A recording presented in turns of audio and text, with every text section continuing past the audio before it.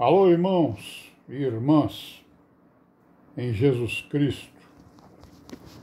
Paz seja com todos nós nesse dia, 31 de maio de 2021, último dia do mês, né, irmãos? Aí o ano vai passando aí na nossa frente e cada vez estamos mais perto, né, da vinda do Senhor Jesus Cristo, que é a nossa esperança, né? Nós estamos esperando por Ele, né? Estamos aqui vigiando, né? Meditando, orando, obedecendo, né? Vigilantes aí, né? 24 horas no dia, para que não sejamos pegos de surpresa, né? Possamos ser participantes da sua divindade, participantes daquele grupo, né, das virgens prudentes que serão arrebatadas. Enquanto isso, nós vamos aí, né? Encher as nossas lâmpadas, né, de azeite, né?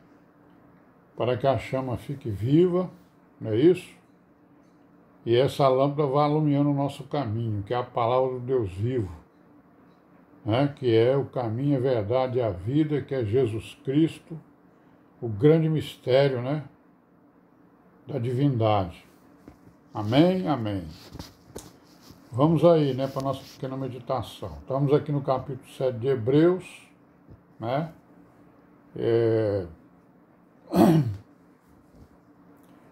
Na verdade, vemos aqui um pouco também da história da igreja, né? E estamos aqui no capítulo 7, né? Da Epístola aos Hebreus. E nós estamos vendo aqui, né, que nesse capítulo, o escritor aí, que para mim é o apóstolo Paulo, com certeza, ele está dando aí, né, os atributos, né, do Senhor Jesus. Está mostrando quem é o Senhor Jesus, né? Está mostrando claramente, digamos assim, a essência dele, né?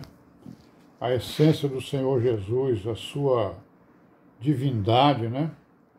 Como sendo o Filho do Deus vivo, né? E que, sob a forma, digamos assim, de Melquisedeque, ele visitou Abraão, né? Por isso é que Abraão viveu a graça. E foi adorado por Abraão, né? Perdoou Abraão dos seus pecados e foi adorado pelo Abraão. Então nós estamos aqui no versículo 5, né? No 4 ele diz assim, considerai, pois, quão grande era este, Melquisedeque, né? A quem até o patriarca Abraão deu os dízimos dos despojos. E os que dentre os filhos de Levi recebem o sacerdócio têm ordem, segundo a lei, de tomar o dízimo do povo, isto é, dos seus irmãos, ainda que tenham saído dos lombos de Abraão. Né? Mas aquele cuja genealogia não é contada entre eles, tomou dízimos de Abraão e abençoou o que tinha as promessas. Então ele não tem genealogia entre os hebreus, né? Ou seja, entre os homens, né? Ele não tem pai, não tem mãe, ele se fez homem, né? Certo? Ora, sem contradição alguma, o menor é abençoado pelo maior. E aqui certamente tomam dízimos homens que morrem. Ali, porém, é aquele de quem se testifica que vive. Então, entre os hebreus, né, quem tomava os dízimos eram os sacerdotes, né? E eles morriam, né? Mas aqui não.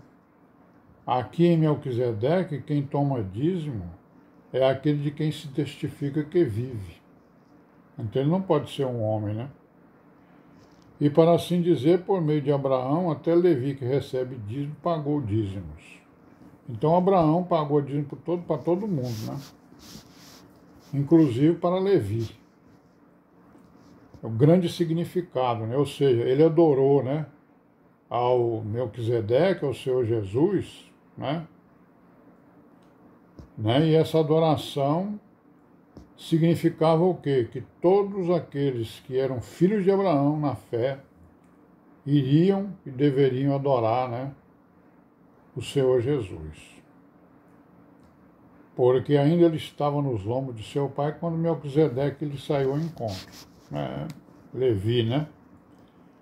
Estava lá nos lombos de Abraão, depois ainda vinha Isaac, depois ainda vinha Jacó, né? Certo? De sorte que se a perfeição fosse pelo sacerdócio levítico, porque sobre ele o povo recebeu a lei. Que necessidade havia logo do que outro sacerdote se levantasse segundo a ordem de Melquisedeque e não fosse chamado segundo a ordem de Arão? Então, a ordem de Arão era a lei, né? E a ordem de Melquisedeque era a graça. Né? Ele não falou na ordem de Judá, falou na ordem de Melquisedeque, o sacerdote do Deus Altíssimo, que é o Senhor Jesus Cristo. Então é um concerto, né, totalmente diferente do conceito da lei, né, pelo seu sacerdócio, ok? Melquisedeque e tal, assim aí, de sorte que se a perfeição vier, não tinha levantado, né? Porque mudando-se o sacerdócio, necessariamente se faz também mudança da lei. Então houve mudança da lei, né? A lei de adoração, né? A lei de... né? Houve mudança na lei de adoração. Na lei moral e na lei da ética não houve mudança, né? Mas na lei de adoração houve. Porque agora a adoração é para o Senhor Jesus, né? Porque aquele de quem estas coisas se dizem pertence a outra tribo, da qual ninguém serviu ao altar. Visto ser manifesto que nosso Senhor procedeu de Judá, e concernente a essa tribo nunca Moisés falou de sacerdócio. Muito mais manifesto é ainda se a semelhança de Melquisedeque se levantar outro sacerdote, que não foi feito segundo a lei do mandamento carnal, mas segundo a virtude da vida incorruptível. Olha aí, ó, o sacerdócio do Senhor Jesus, né, em Melquisedeque, a semelhança de Melquisedeque, né, foi segundo a virtude da vida incorruptível. Não foi segundo a carne, né? Foi segundo o Espírito, né? Por quê? Porque dele assim se testifica. Tu és sacerdote eternamente, segundo a ordem de Melquisedeque. Então ele é um sacerdote eterno, né? Perpétuo, né? Porque o precedente mandamento é abrogado por causa da sua fraqueza e inutilidade. Então aqui ele está falando do quê? Do dízimo, né? O dízimo como adoração. Ele foi abrogado, né? O dízimo foi abrogado. Mas isso não significa que não existe um mandamento que o substituiu. Porque na graça, o que é o dízimo? O dízimo é aquele mandamento que foi dado por João, né? Quem tiver alimentos, dê para quem não tem. E quem tiver vestimento também, dê para quem não tem. Quem tiver duas túnicas, dê uma para quem não tem. Quem tiver alimento, dê o mesmo. Certo? Então é isso aí, né? Porque o precedente, sim. No 19, pois a lei nenhuma coisa aperfeiçoou. Dessa sorte é introduzida uma melhor esperança, né? Pela qual chegamos a Deus. E visto como não é sem prestar juramento, porque certamente aqueles sem juramento foram feitos sacerdotes, mas este com juramento, olha aí outra diferença, né? Este com juramento, por aquele que ele disse, ó, jurou o Senhor, que é o Pai, né? Jurou o Pai, e não se arrependerá. Tu és sacerdote eternamente segundo a ordem de Melquisedeque. Então, de tanto melhor conceito, Jesus foi feito fiador. Né? Então é isso, cara, que ele está falando sobre os atributos, as características, as qualidades, né, desse sumo sacerdote, à semelhança da ordem de Melquisedeque, ou da ordem de Jesus Cristo, né? Na verdade, aqueles foram feitos sacerdotes em grande número porque pela morte foram impedidos de permanecer. Ó.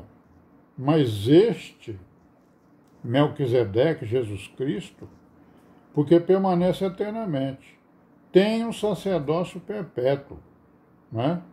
Portanto, pode também salvar perpetuamente, perfeitamente, os que por ele se chegam a Deus, vivendo sempre para interceder por ele. Então, ele é o intercessor, ele é o redentor, né? Certo? Porque nos convinha, tal sumo sacerdote, santo, inocente, imaculado, separado dos pecadores e feito mais sublime do que os céus. Amém? Amanhã nós continuamos, né, se Deus quiser. Pai seja com todos nós e amém, né?